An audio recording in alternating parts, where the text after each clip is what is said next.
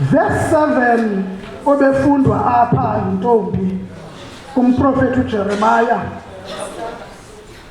wenza isimemo okokuba masenze exactly lento siyenzayo yokuphakamisa nokunqula uThixo. Sawungena kwisigaba sesibini Madlamini. Ndithi verse 7 kukho isimemo okokuba masimemelele, masitsholoze, masivuye, sidumise, sithi basindise Yehova.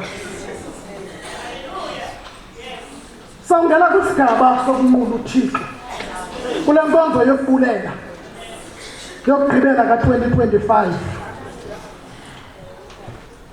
Kuthiwa bamemelele bekwimeko yokungameneleli kuThixo ngoba basekuthinjweni.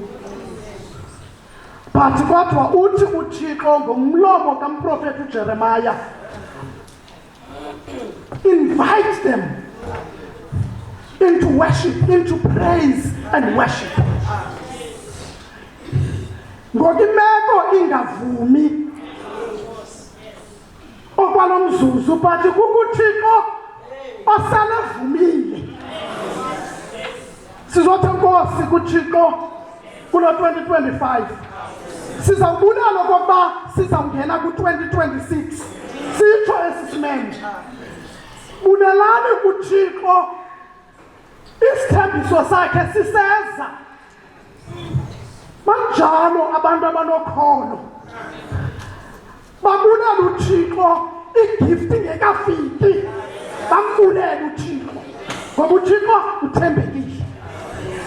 Nangoku sizamwela u-2025 uSathana ethande ngathandi. U-2026 simfumene.